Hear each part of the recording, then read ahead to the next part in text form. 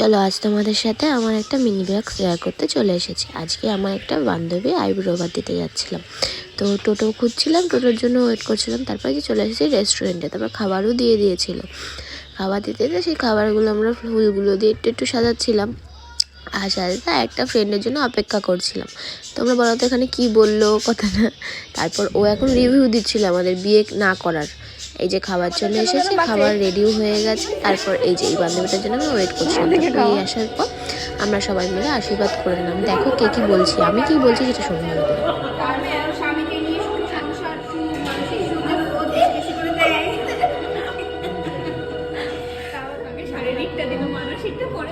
যে দেখো উলু উলু হচ্ছে, সেটা কিন্তু ফোনে বাজছিল, আর ওখানকার রেস্টুরেন্টের সব স্টাফরাও হাসছিল শুনে।